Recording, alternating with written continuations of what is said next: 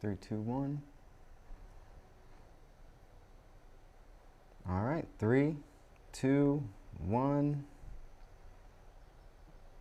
We're live. Awesome, guys. Happy Wednesday. This is Brandon here for this week's Lunch and Learn. I'm actually filling in for Anthony Darby today. So normally, if you saw on the schedule, we had him presenting this one. He actually did part 1 of this same series. This is all about cannabinoids and terpenes that help reduce stress. I'm taking over for part 2. So this is essentially just a continuation on from last time. Again, the whole point of these Lunch and Learns is to be able to have a very quick conversation to kind of give you guys some input, some general education, and just some extra guidance in regards to some of these common questions and things that we're trying to help address and essentially bring awareness to.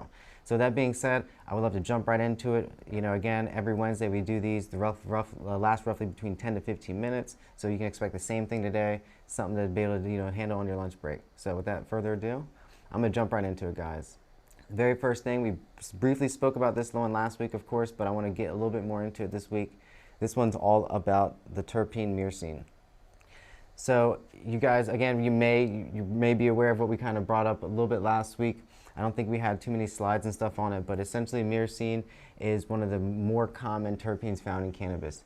You often see, like on some of the the COAs and the labels that you have when you're purchasing medical cannabis, that you'll see that it's oftentimes the Mercine content is actually quite high. That's because it's actually another common terpene that's actually found in there, and it's of higher quantities. The effect of that actual terpene itself, which is found again in many other plants such as lemongrass, hops, bay in general, and it has a sedating, pain reducing quality.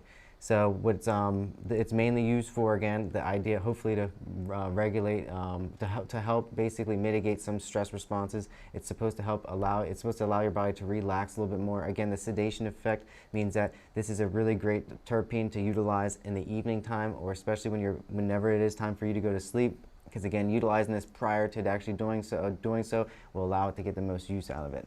Mercine is often used throughout the day by many people as well. Again, it's often found it's often found in cannabis in general in higher quantities. So it actually is in a lot of the strains that we actually hold here. It's often found in higher quantities in indica strains, again due to the sedating effects. But it is something that people utilize throughout the day to help again mitigate some of the body's stress responses. It has, the tone of it in general is it's very earthy. It has a spicy type of smell to it. But in general, again, because it can be found in lemongrass, things like that, even though it's a sweet smell, it has more of a kick to it, which is again more of the uplifting part. And even though it has that kind of like that calming, I would say, like I just mentioned uplifting, but it's because of again the spice that's in there. But it's a different type of smell.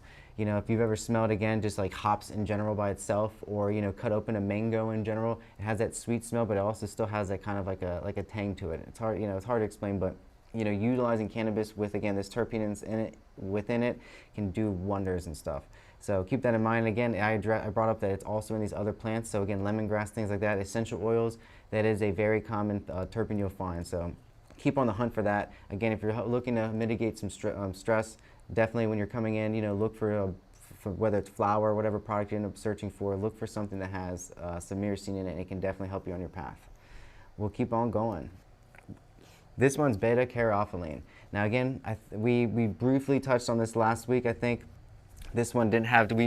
I think we went into more limonene and things like that, kind of more things to give you a little perk and boost. But at the same time, it's all about regulating how much. But Beta-caryophyllene in general is very similar to Mercine in the fact that it has a very calming, anxiety relieving properties. So that still has an earthy tone as well. It comes from cloves. It has a musty type of scent as well. And again, it's peppery. I mean, like Beta-caryophyllene, is bestly known within basically the pepper plant family. So if the smell of pepper, how it has that spice, that kick to it, even though it can kind of, again, bring awareness and a little bit more uplifting, it still has like basically, again, those earthy tones to where it has a calming effect. So again, utilizing things like beta-caryophyllene, which again, that's another common terpene that you can often find, but you're going to end up hunting for that one a little bit more in the larger numbers. So again, that's one of those terpenes that you're really going to want to look out for. Each of these have their own taste, their smell, and their components. So you definitely want to see what really works for you. Whether again, these are just all ideas. By no means are they like purely recommendations. It's just things to kind of look for. But as you're trying this stuff, keep in mind that, you know, you're really going to want to pay attention to how it makes you feel as a whole versus just, you know, what in general what it does to somebody else, because there are many times where terpenes will have one effect on somebody and a complete opposite on another. So just bear that in mind, that these have these overall general tones to them, and it's, you know, you can utilize them, and it really matters on, again, the quantity that's within the plant or whatever medicine you're using or product you're using, and again, the time of day, not just the quantity within that product, but the dosage that you use of the product. So all that stuff really needs to come into factor before you can really determine whether or not these things are ultimately helping or not. But again, at the end of the day, the more kind of guideposts you have to look towards, the better. So again, keep a lookout for beta-carotene along with Mercine, because those are two terpenes that will have a dramatic effect on, again, maintaining some of the body's stress. Other than that, I'm going to keep on going to it. This time I'm going to touch a little bit more on now just specific cannabinoids. And of course, one of the most common ones we of course know about is THC. However, in this case, I would like to really talk about low-dose THC. I'm saying low dose specifically because you may or may not be aware, but high-dose THC can actually cause the exact opposite of what you're looking for when it comes to mitigating stress. It can cause a lot more stress. It can heighten the body's awareness. It can heighten the mind's hyperactivity. You know, it can cause, again, more harm than good. So when you're looking for, if you're utilizing cannabis and you're still trying to maintain, again, stress response of your body and how you're actually maintaining throughout the day or operating throughout the day, excuse me, then you're really going to want to pay attention to the THC content within the flower that you're utilizing, or the products, again, that you're utilizing. So when you're hunting for stuff, you know, it's oftentimes we have people coming in, and it's very commonly thought that the higher THC strains are the ones that you really are looking for, because they have the most bang for the buck, if you will. That's not actually the case, and it's been, you know, without being too anecdotal, I'm sure you've had experiences yourself actually where you've seen something with a lower number and for some reason it has a dramatic effect on you, maybe more than the higher ones. That's because, again, you know, the plant can only contain but so many cannabinoids, so when you're pushing in one direction, you're pulling from another. So if you really want to, again, look at what these cannabinoids do, and there's much more than what we're going to go over today, and there's much more than what we could even go over in general, because everybody's still learning about this amazing plant. But again, when you're looking at THC as a whole, the smaller numbers and, again, the smaller dosages is really what you're kind of going to look for when it comes to the stress relating to stress. I know in smaller dosages, you know, it's very common to be able to feel that calming, especially if you're utilizing the terpenes that we just basically laid out. But then again, if you're using possibly, again, maybe, you know, let's say you medicate in the morning, let's say you usually use a bowl as your preferred method, and you often take one hit. Then all of a sudden, you're used to doing one, you take 2, 3. Next thing you know, you end up doing too much, and actually now you're instead of being calm, you're actually the exact opposite. And again, we often, it's just the over-medication and not waiting the space in between of what we're looking for, and really paying attention to, ask yourself, when I'm medicating right now, what am I looking to achieve? And what's the best method of administration to get there, and what's the best course of action? Is it going to be one hit at this time, or is it going to be 2 hits at this time? And it's really going to be up to you in finding out what really is your rhythm and kind of what works again best for you. And again, that's something that we can hopefully get into a little bit later within this conversation of how our team can help assist if you guys are looking for any of that. But in general, there's nothing, keeping track of all this stuff yourself, you are more than capable of figuring out, exactly, I think, what works best for you and when, and sometimes extra guidance is, of course, just, a bonus or, just needed. Let's keep on going. Again, low dose THC, guys, really stay focused on that. Excuse me. So this one is, of course, about CBD. CBD. You knew you would hear it. It's, we're basically talking about cannabinoids to help reduce stress, but this cannot be talked about enough.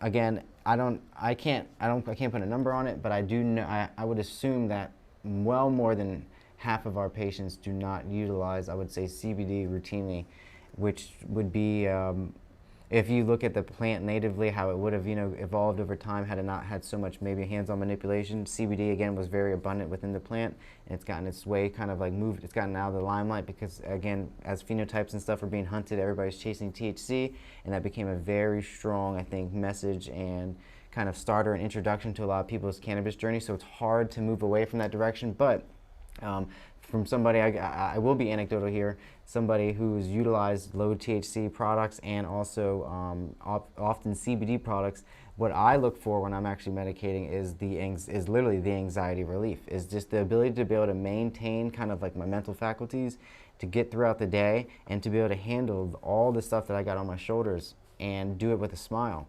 And I often will find myself, basically looking towards something exactly like CBD, and mainly through a tincture form, because that's my preferred, and that's the best method of administration for myself. But utilizing that on a routine basis and understanding that this is what I'm using it for has literally made wonders and changed, my life dramatically, to the point where, again, I feel even more comfortable just speaking on camera, just being able to do what I have to do throughout the day and manage, the kids that I have, the partner that I have, the job that I have, the business that I have, and just being able to, again, sit down and be able to do this kind of stuff. I attribute so much to CBD.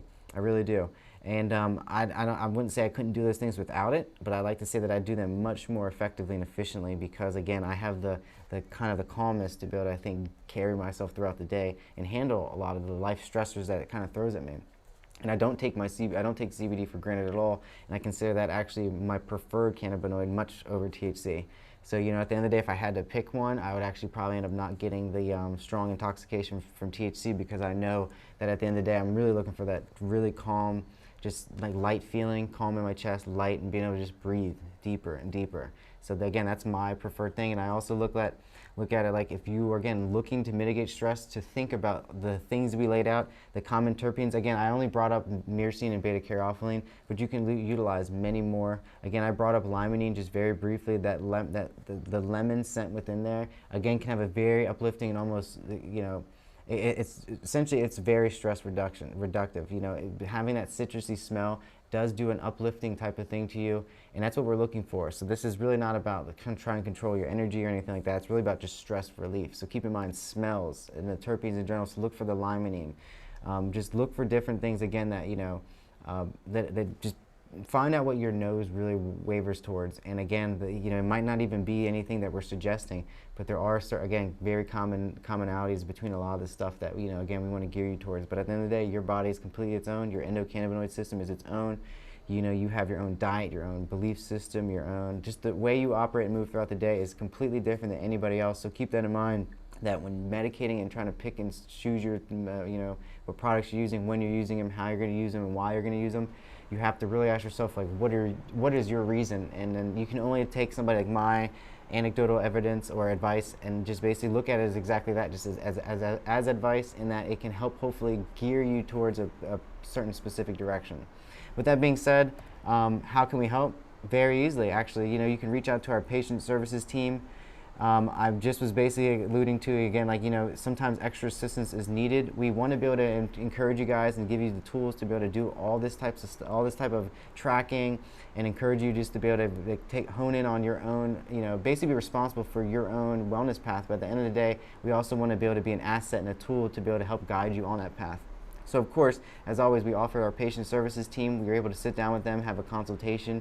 In case you were not aware, if it's your first time buying our Peninsula Holistics 1,000 milligram tincture, you will get a free 15-minute consultation specifically geared towards you and hopefully your health outcomes with one of our patient service team members.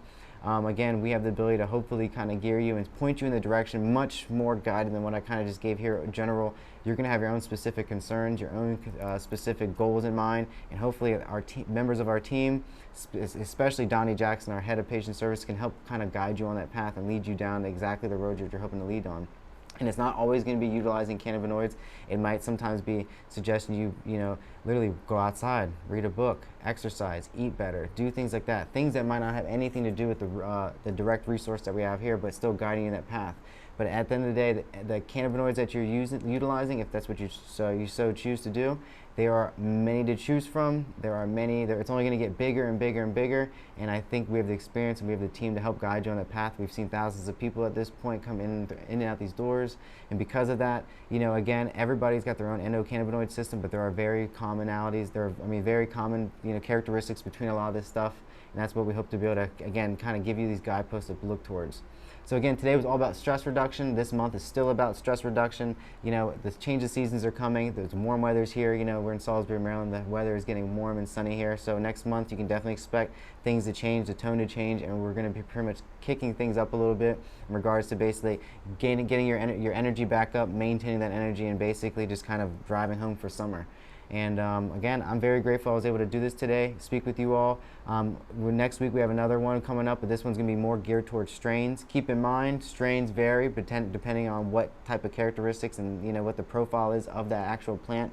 So you have to look at strains as more of a general common theme, and just look at when people speak on strains, what if I look up something, for example, such as Girl Scout cookies, what are the characteristics in the Girl Scout cookie phenotypes that people are looking for, whether it's these terpene combinations or the average THC content or the cannabinoid content. Look at that stuff and try to find strains that kind of move in that direction. I'm not going to get too much into that today. That's next week's conversation. But again, guys, definitely stay on the lookout for that. Our CEO, Anthony Darby, will be here personally for that one. Keep that in mind. Again, every single Wednesday we bring that to you guys. And if you have any suggestions, anytime you ever want to hear about anything personal, or I'm sorry, anything more specific, and by all means you can reach out to us, contact@peninsulamd.com. You can hit us up now in the comment section here on YouTube, and by all means you can call us throughout the day. As always, guys, thank you so much. I'm grateful for what I get to do. Brandon Bell reaching out. Everybody, have a good day.